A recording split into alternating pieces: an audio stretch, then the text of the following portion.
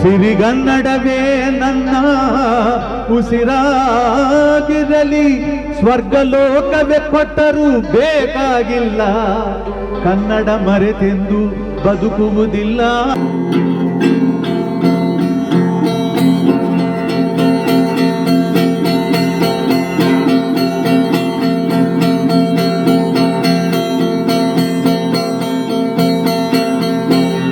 ನಮಸ್ಕಾರ.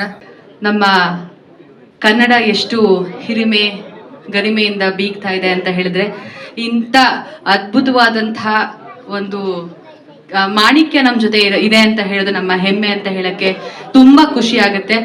ನನ್ನ ಚಿತ್ರರಂಗದ ಒಂದು ಪಯಣದಲ್ಲೂ ಕೂಡ ನಾಗೇಂದ್ರ ಪ್ರಸಾದ್ ಸರ್ ಬರ್ತಿರುವಂತಹ ಎಲ್ಲ ಹಾಡುಗಳಲ್ಲೂ ನನಗೂ ಒಂದು ಮೈಲಿಗಲ್ಲಾಗಿದೆ. ಹಾಗೆ ಅವ್ರು ಬರೀ ಚಿತ್ರ ಸಾಹಿತಿ ಆಗಿದ್ರೆ ಇಷ್ಟು ಜನನ ಸಂಪಾದನೆ ಮಾಡಕ್ಕೆ ಸಾಧ್ಯ ಆಗ್ತಿರ್ಲಿಲ್ಲ. ತುಂಬಾ ಪ್ರೀತಿ ಕೊಡುವಂತ, ಅಂದ್ರೆ ನಿಷ್ಕಲ್ಮಶವಾದಂತಹ ಪ್ರೀತಿ ಕೊಟ್ಟು ನಮ್ಮನ್ನೆಲ್ಲ ಪೋಷಣೆ ಮಾಡುವಂತಹ ಗುರುಗಳ ಸ್ಥಾನದಲ್ಲಿ ಇರೋದಕ್ಕೇನೆ ಅವ್ರು ಇಷ್ಟು ಜನನ್ನು ಒಂದು ಸಂಪಾದನೆ ಮಾಡಿದ್ದಾರೆ ಅಂತ ಹೇಳ್ಬೋದು. So thank you so much sir. ನಿಮ್ಮ ಜರ್ನಿನಲ್ಲಿ ನಮಗೂ ಒಂದು ಪಾಲ್ ಕೊಟ್ಟಿದ್ದಕ್ಕೆ ಆಲ್ ದ ವೆರಿ ಬೆಸ್ಟ್. ನಿಮ್ಮ ಹಾರೈಕೆ ಹರಕೆ ನಮ್ಮಲ್ಲಿ ಯಾವತ್ತಿದ್ರು ಹೀಗೆ ಇರಲಿ. ಬಟ್ ನಮಗೆ ನಾಗೇಂದ್ರ ಪ್ರಸಾದ್ ಮೊದಲಿಂದಲೂ ದೊಡ್ಡ ಕಾಂಪಿಟೇಟರ್ ಎಂದು ಅಲ್ಲಿ ಇದಾರೆ ನೋಡಿ, ಅವ್ರ ಥರ ಬರೀಬೇಕು ಅಂತ ಹೇಳಿ. ಸೊ ನಮ್ಗೆ ಯಾರ ಮೇಲೆ ಗೌರವ ಇರುತ್ತೋ ಅವ್ರ ಮೇಲೆ ಜಲಸಿ ಇರುತ್ತೆ. ಸೊ ಅವ್ರ ಮೇಲೆ ನಾನು ತುಂಬ ಹೊಟ್ಟೆ ಕೆಚ್ಚು ಕೊಡುವಂತಹ ಒಬ್ಬ ರೈಟರು ಶ್ರೀ ನಾಗೇಂದ್ರ ಪ್ರಸಾದ್. ತನ್ನ ಮೂಲಕ ನಾನು ಅಂದರೆ ಬರಬೇಕಲ್ಲ ಅನ್ಸುತ್ತಲ್ಲ, ಇವರಾದ್ರೆ ಹೆಂಗೆ ಬರೀತಾರೆ, ಅವರಾದ್ರೆ ಹೆಂಗೆ ಬರೀತಿದ್ರು, ಅದಕ್ಕಿಂತ ಚೆನ್ನಾಗಿ ಬರೀಬೇಕು ಅಂತ ಹೇಳಿ. ಇಲ್ಲಾಂದರೆ ಅದು ಸ್ವಲ್ಪ ಮೀಟ್ರ್ ಕಡಿಮೆ ಅನಿಸ್ತಾ ಇರುತ್ತೆ ನಮಗೆ.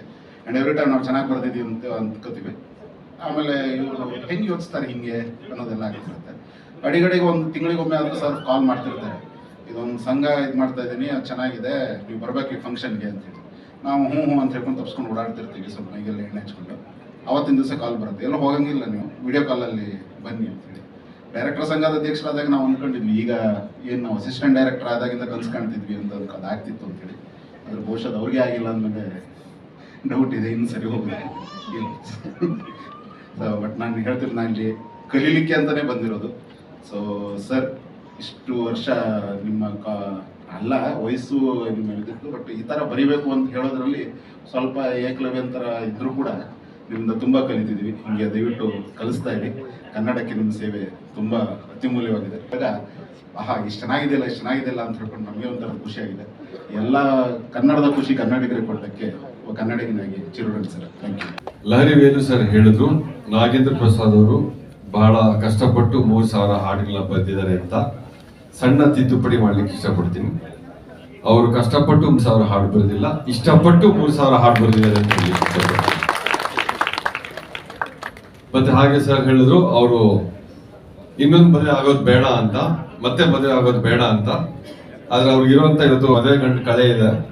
ಸೊ ಹಾಗಾಗಿ ನಾನು ಹೇಳ್ತೀನಿ, ಮತ್ತೆ ಅವರು ಮದುವೆ ಆಗ್ಲೇಬೇಕು. ಎಷ್ಟು ಜನ ಅವ್ರು ಆಗ್ಲಿ ಅಂತೀರಾ ದಯಮಾಡಿ ಒಂದು ಚಪ್ಪಾಳೆ ಕೊಡಿ. ಆದ್ರೆ ಈಗ ಯಾರು ಮದುವೆ ಆಗಿದಾರೆ ಅವ್ರನ್ನೇ ಇನ್ನೊಮ್ಮೆ ಆಗ್ಲಿ ಅಂತ ಹೇಳ್ತಾ ಇದ್ದೀನಿ ಅಷ್ಟೇ. ಷಷ್ಠಿ ಪೂರ್ತಿ ಮಾಡಿ. ಇನ್ನ ನಮ್ಮ ಪೊಲೀಸ್ ಸ್ಟೇಷನ್ ಬಂದು, ಪ್ರತಿ ಪೊಲೀಸ್ ಸ್ಟೇಷನ್ ಅಲ್ಲಿ ನಾವು ಒಂದು ಸೌತ್ ಈಸ್ಟ್ ಡಿವಿಷನ್ ಅಲ್ಲಿ ಲೈಬ್ರರಿ ಮಾಡಿದ್ವಿ.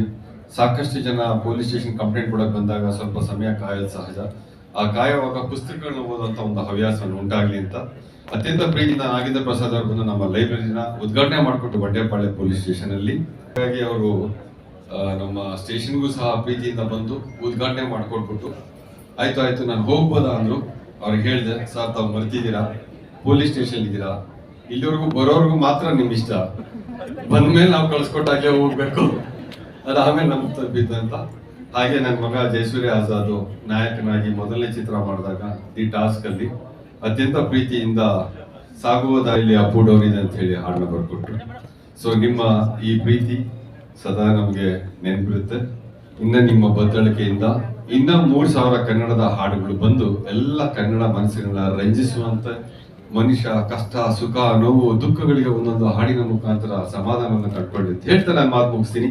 ಜೈ ಹಿಂದ್, ಜೈ ಕರ್ನಾಟಕ. ತಯಾರಾಗಿರ್ಲಿಲ್ಲ. ಜೋಗಿ ಅವರಿಗೆ ನಿನ್ನೆ ಫೋನ್ ಮಾಡಿದೆ. ಅವರು ಅದೇ ಹೇಳಿದ್ರು, 3000 ಹಾಡು, ಎಷ್ಟು ವರ್ಷ ಸಂಬಂಧ, ಏನು ಮಾತಾಡೋದು ಅಂತ.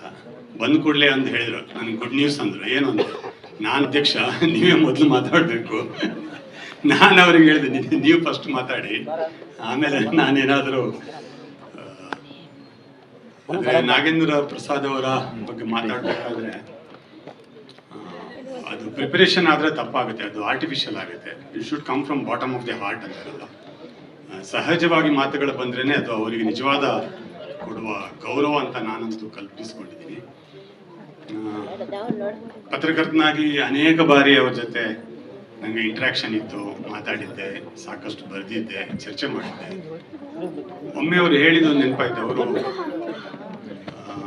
ಮರಿಯಪ್ಪನ ಪಾಳ್ಯ ಪಾರ್ಕಲ್ಲಿ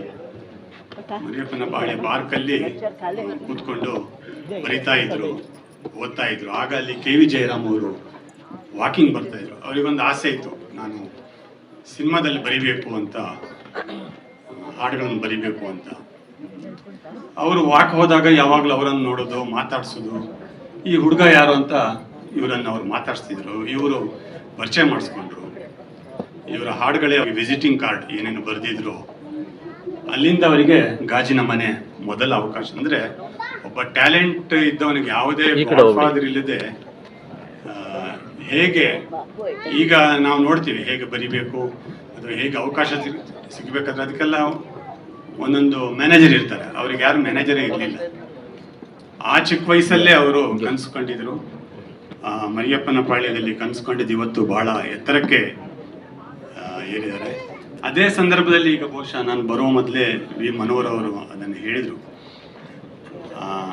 ಕೆಂಚಾಲೋ ಮಂಚಾಲೋ ಅದು ಹಾಡಿನ ಬಗ್ಗೆ ಹೇಳೋದಾದರೆ, ಅವ್ರ ಮನೆ ಅಲ್ಲೇ ಹಿಂದ್ಗಡೆ ಪ್ರಕಾಶ್ ನಗರ, ಆ ಏರಿಯಾ ಆ ಕಾಲದಲ್ಲಿ ಬಹಳ ಫೇಮಸ್.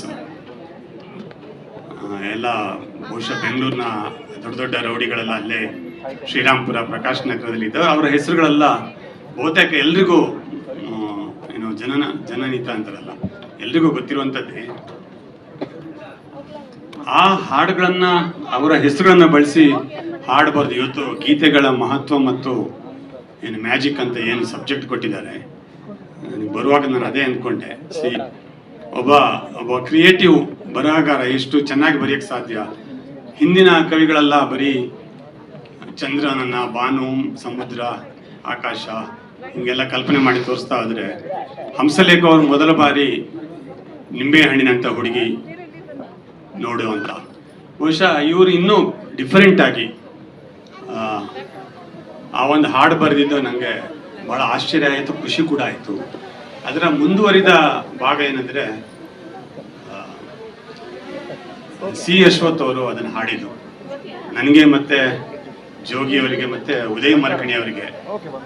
ಅಶ್ವಥ್ ಅವರು ಒಂದು ಎಷ್ಟು ಸರ್ತಿ ಫೋನ್ ಮಾಡಿದಾರೆ ಅಂತ ಗೊತ್ತಿಲ್ಲ. ಅವರು ನಮ್ಮ ಜೊತೆ ನಿರಂತರವಾಗಿ ಟಚ್ಚಲ್ಲಿ ಇರ್ತಿದ್ರು. ವಾರಕ್ಕೊಮ್ಮೆ ಆದರೂ ಏನಾದರೂ ಹಾಡುಗಳ ಬಗ್ಗೆ. ಸತ್ಯವಿದು ಕನ್ನಡ ನಾಡಲಿ ಹುಟ್ಟಲು ಪುಣ್ಯವು ಬೇಕು, ದೇವರ ದಯೆಯಿಂದಲಿ ಈ ಭಾಗ್ಯವು ದೊರೆತರೆ ಸಾಕು.